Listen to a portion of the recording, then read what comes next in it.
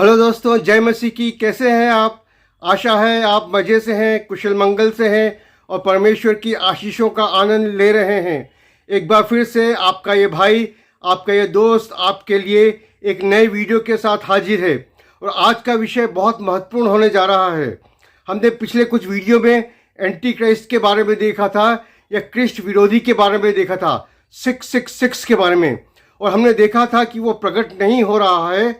और हमने ये भी देखा था कि कोई ऐसी वस्तु है, कोई ऐसी चीज है, कोई ऐसी बात है जो उसको रोके हुए है।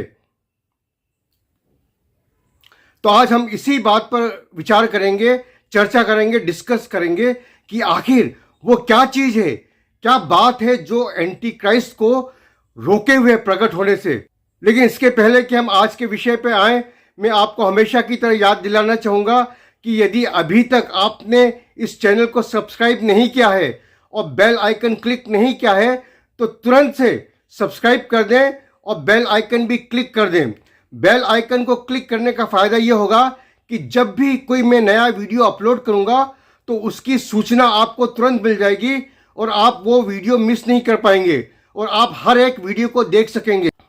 क्योंकि हम इस चैनल में परमेश्वर के बड़े प्रेम, उस अनोखे प्रेम के बारे में विचार कर रहे हैं जिसमें उसने हमें बचाया है और पहले से ही बता दिया है कि आगे हमारे जीवन में क्या होने वाला है और इस संसार में क्या होने वाला है, ताकि हम सचेत और सजग रहें और तैयार रहें, क्योंकि हमारा प्रभु बहुत जल्द आने वाला है। तो आइए हम आज के विषय पे आ जाते हैं। दोस्तों, मेरा नाम राजेश है और मैं भोपाल से हूँ। तो आइए हम आज के विषय पे जाने से पहले पढ़ें दूसरा थिस्सलुनीकियों उसका 2 अध्याय और उसकी 3 आयत।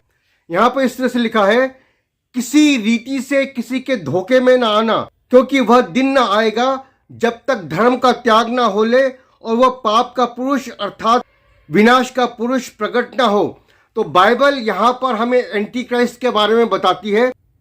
और यदि आप इसी अध्याय की कुछ आगे की वर्सेस पढ़ेंगे तो आप पाएंगे बाइबल एक ऐसे पाप के पुरुष के विषय में बता रही है जो प्रकट होने वाला है, लेकिन कोई वस्तु है, कोई बात है उसको रोके हुए है। और जब यह व्यक्ति प्रकट होगा, पाप का पुरुष प्रकट होगा, तो ये यरूशलेम के मंदिर में बैठकर अपने आप को ईश्वर ठहराएगा। और बाइबल ये बताती है प्रकाशित वाक्य के 13वें अध्याय में कि सारे संसार से वो अपनी पूजा करवाएगा और जो उसकी पूजा नहीं करेगा उसको मरवा डालेगा।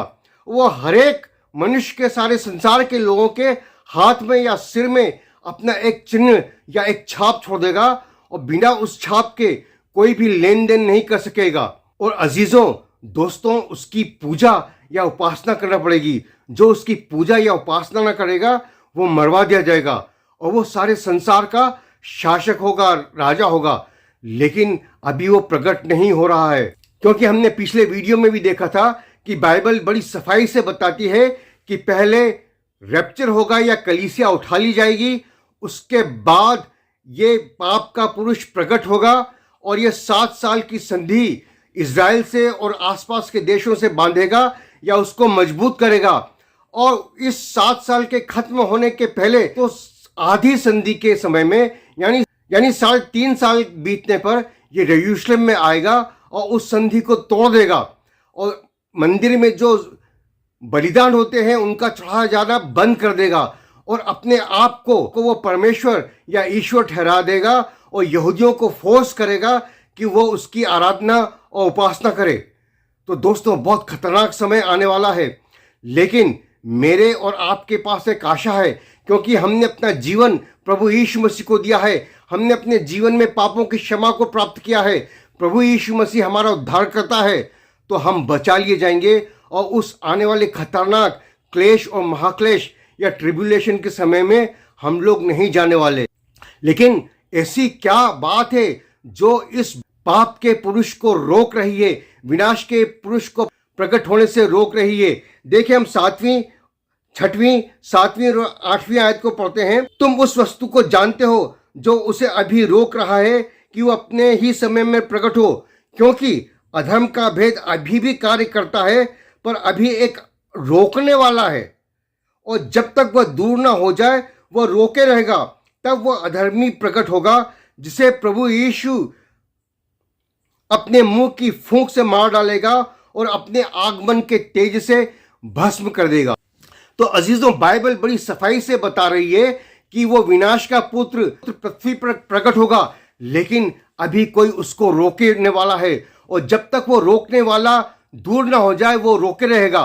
तो इस दूसरा थिस्सलुनीयों के दूसरे अध्याय में हम बड़े क्रमबद्ध तरीके से पौलुस की बातों को देखते हैं कि वह दिन जब नहीं आएगा जब तक कि वो पाप का पुरुष प्रकट ना हो। वो तीसरी आयत में है, लेकिन वो पाप का पुत्र भी प्रकट नहीं होगा जब तक कि जो उसको रोके हुए है वो दूर ना हो जाए। तो प्रश्न ये उठता है कि वो रोकने की वस्तु कौन है? वो कौन है जो उस पाप के पुरुष को प्रकट होने से रोक रहा है? अजीजों, यदि आप प्रेरितों के काम उसका दूसरा अध्याय पढ़े तो आप पाएंगे कि पेंतीकोस्त के दिन पवित्र आत्मा पृथ्वी पर उताराया, कलीसिया के ऊपर उताराया। लेकिन पवित्र आत्मा तो परमेश्वर है, वो तो हमेशा से पृथ्वी में काम करता रहा है। जी हाँ, पुराने समय में भी, पुराने नियम के समय में भी पवित्र आत्मा था, और वो दाऊद पर और दूसरे लोगों के ऊपर उतरता था, सैमसन के ऊपर उतरता था, और सभी संतों के ऊपर उतरता था। और पवित्र आत्मा की जो सेवकाई थी वो पुराने नियम में भी थी, लेकिन उसके बाद भी हम देखते हैं कि प्रभु यीशु मसीह ने प्रतिज्ञा की कि यरूशलेम में ठहरे रहो जब तक कि परमेश्वर की प्रतिज्ञा के अनुसार पवित्र आत्मा तुम पर उतर न जाए। तो प्रेरितों के काम उसके दूसरे अध्याय में देखते हैं कि पवित्र आत्मा उतरा, पूरी कलीसिया के ऊपर उतरा, लेकिन एक फर्क था। इस बार न केवल परमेश्वर का पवित्र आत्मा उनके ऊपर उतरा, उनको उनका अभिषेक किया, परंतु पवित्र आत्मा उनके हृदय में उतरा, और वो लोग सब के सब परमेश्वर का मंदिर बन गए, पवित्र आत्मा का मंदिर बन गए। जी हाँ दोस्तों, पुराने नियम में और नए नियम में यही फर्क है। पुराने नियम में एक मंदिर था, लेकिन नए नियम में हर एक वो व्यक्ति जो प्रभु यीशु मसीह का है, प्रभु यीशु मसीह का मंदिर है, क्योंकि पवित्र आत्मा मुझ में और आप में, हमारे हृदयों में, हमारे शरीरों में वास करता है। लेकिन प्रेरितों के काम की पुस्तक उसके दूसरे अध्याय में पवित्र आत्मा उतरा जरूर था, और आज भी पवित्र आत्मा अपने लोगों में बसा हुआ है, मुझ में और आप में बसा हुआ है, हर एक मसीही में बसा हुआ है। लेकिन यदि आप मसीही नहीं हैं, यदि आपने अपना जीवन प्रभु यीशु मसीह को नहीं दिया है, यदि आपने पापों की क्षमा का अनुभव नहीं किया है, यदि आपने नया जन्म नहीं पाया है, तो पवित्र आत्मा आपके हृदय में नहीं है। आप नामधारी ईसाई हो सकते हैं, लेकिन आप एक सच्चे मसीही नहीं हैं। एक सच्चा मसीह बनने के लिए आपके आत्मा में, आपके हृदय में, आपके शरीर में पवित्र आत्मा का वास होना बहुत जरूरी है। और पवित्र आत्मा का वास तभी हो सकता है जब आप अपना पूर्ण समर्पण प्रभु यीशु मसीह को दे दें और उससे अपने पापों की क्षमा प्राप्त कर लें। और मेरी आपके लिए दुआ है, ये प्रार्थना है कि आप आज ही अपने घुटनों पर गिरकर अपने आप को प्रभु यीशु मसीह को सौंप दें और उसके पवित्र आत्मा को प्राप्त कर लें। तो कहने का मतलब यह है कि जो पवित्र आत्मा है वो कलीसिया में या मंडली में समा गया है, और पिछले 2000 साल से ये पवित्र आत्मा जो परमेश्वर की महिमा है मेरे और आप में निवास करता है। और दोस्तों, प्रभु यीशु मसीह ने कहा हम पृथ्वी के नमक हैं और हम जगत की ज्योति हैं। तो इस संसार में जो शैतान की ताकतें हैं उनको अगर कोई रोक रहा है तो मैं और आप रोक रहे हैं, परमेश्वर की मंडली उसे रोक रही है। कोई एक डिनोमिनेशन नहीं, कोई संस्था नहीं, लेकिन सारी पृथ्वी पर जो परमेश्वर के लोग हैं, प्रभु यीशु मसीह के खून के खरीदे हुए लोग हैं, जो पवित्र आत्मा से भरे हुए लोग हैं, वही शैतान की ताकतों को रोके हुए हैं। और वही लोग, कलीसिया ही, परमेश्वर की मंडली ही इस विनाश के पुत्र को प्रकट होने से रोक रही है। जब तक मैं और आप इस पृथ्वी पर हैं, ट्रिबुलेशन या क्लेश व महाक्लेश का समय शुरू हो ही नहीं सकता, क्योंकि परमेश्वर अपनी कलीसिया को दंड नहीं देगा। हम मृत्यु से पार होकर जीवन में पहुंच गए हैं। तो अजीजों, कहने का मतलब यह है कि जो वस्तु रोक रही है एंटी क्राइस्ट या 666 को प्रकट होने के लिए, वो आप और मैं हैं। प्रभु यीशु मसीह की मंडली है जो सारे संसार में है। और एक दिन यीशु मसीह की मंडली उठा ली जाएगी, पवित्र आत्मा उठा लिया जाएगा। यदि आप यहेजकेल नबी की पुस्तक पढ़ें तो उसमें आप पाएंगे कि परमेश्वर के लोग जो यहूदी थे, जो इजरायली थे, वो पाप में पड़ गए थे, परमेश्वर से दूर हो गए थे। उन्होंने परमेश्वर को ठुकरा दिया था और पाप की ओर अपना चेहरा कर लिया था। वो पाप की सेवा में हो गए थे और परमेश्वर ने ये डिसाइड कर लिया था कि वो न्याय करेगा, परमेश्वर के लोगों को दंड देगा। और क्या हुआ? परमेश्वर ने अपने लोगों को दंड दिया और 70 साल की बंधुआई में भेजा। लेकिन 70 साल की बंधुआई में भेजने के पहले परमेश्वर ने उनके मंदिर को जो यरूशलेम में था उसको नष्ट कर दिया, उसको आग से ध्वस्त कर दिया। और ऐसा नबूकदनेस्सर ने किया जो बेबीलोन का राजा था। लेकिन क्या आप जानते हैं कि जब वो टेम्पल या जो यहूदियों का मंदिर नष्ट किया गया, उसके पहले क्या हुआ? यदि आप यहेजकेल नबी की पुस्तक पढ़ें और उसका 10वां अध्याय पढ़ें, एकदम से आप पढ़ेंगे तो बहुत कुछ समझ में नहीं आएगा।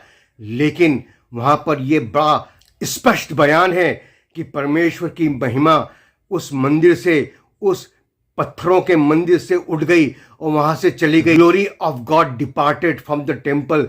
परमेश्वर की महिमा उस मंदिर से चली गई, दूर हो गई। और मेरे दोस्तों, आज भी ये जो पृथ्वी है, जो सारी पृथ्वी है, जो परमेश्वर की बनाई हुई है, परमेश्वर जिससे प्यार करता है, उन्होंने परमेश्वर को ठुकरा दिया है, परमेश्वर की ओर अपनी पीठ कर दी है। वो शैतान की पूजा में लग गए हैं, शैतान के पीछे हो चले हैं। और इसके पहले कि परमेश्वर इस पृथ्वी पर अपना न्याय प्रकट करे, दंड दे, उसका प्रकोप प्रकट हो, वो अपनी महिमा को इस पृथ्वी पर से उठा लेगा और उसकी महिमा यहाँ से उठा ली जाएगी, उसकी महिमा पृथ्वी पर से चली जाएगी। और ये महिमा जो पृथ्वी पर आई थी, पेंतिकोस्त के दिन आई थी, आज से 2000 साल पहले, और परमेश्वर की मंडली में समा गई थी। और इसी तरह अब इसके पहले कि परमेश्वर इस पृथ्वी का न्याय करे, इसके पहले कि परमेश्वर इस पृथ्वी को दंड दे, उसकी महिमा इस पृथ्वी पर से उठा ली जाएगी। हाँ दोस्तों, रैप्चर होगा और परमेश्वर की मंडली, परमेश्वर की कलीसिया, परमेश्वर का चर्च, मैं और आप, प्रभु यीशु मसीह के सच्चे विश्वासी, चाहे दुनिया में कहीं भी रहते हों, किसी भी देश के हों, किसी भी भाषा के हों, किसी भी रंग के हों, हम सब एक दिन पलक मारते ही उठा लिए जाएंगे। और उसके बाद जब महिमा परमेश्वर की पृथ्वी पर से उठा ली जाएगी तो चारों तरफ पाप का साम्राज्य आ जाएगा और विनाश का पुत्र प्रकट होगा और वो सारी दुनिया से अपनी पूजा करवाएगा। अभी समय है प्रभु यीशु मसीह की आराधना करने का। यदि आप प्रभु यीशु मसीह की आराधना अभी नहीं करेंगे, अपनी मर्जी से नहीं करेंगे, तो वो समय जल्द आने वाला है जब कलीसिया उठा ली जाएगी। तब आपको शैतान की उपासना करना पड़ेगी और जबरदस्ती करनी पड़ेगी। आप अभी चुन लें, आप यीशु मसीह की आराधना करना चाहते हैं या शैतान की आराधना करना चाहते हैं। निर्णय आपका है। मेरी आपसे ये विनती है कि आप प्रभु यीशु मसीह की आराधना करें, क्योंकि वही सच्चा परमेश्वर है, वही उद्धार करता है, वही मुक्तिदाता है, वह आपसे प्यार करता है। ये उसका अनोखा प्रेम है कि उसने आपके लिए क्रूस पर अपने प्राण त्याग दिए, क्योंकि वो आपसे प्यार करता है। क्या आप प्यार के बजाय उसको तिरस्कार देंगे, नफरत देंगे? नहीं अजीज दोस्त, ऐसा आप ना करें। प्रेम का बदला प्रेम से दें। प्रभु यीशु मसीह के सामने घुटनों पर टिककर उससे कहें, प्रभु धन्यवाद देता हूँ कि तूने मुझसे प्यार किया, मैं अपना जीवन तुझे देता हूँ, तू मेरे पापों को क्षमा कर, मेरे पापों को धो दे, मेरे हृदय में तेरी महिमा को उतार दे, तेरी पवित्र आत्मा को उतार दे और मुझे बचा ले। प्रभु करे कि आपके मन में, आपके हृदय में ये वचन समा जाए और आप ऐसा ही करें। परमेश्वर आपको बहुतायत से आशीष दे, परमेश्वर आपको उद्धार दे। आमीन।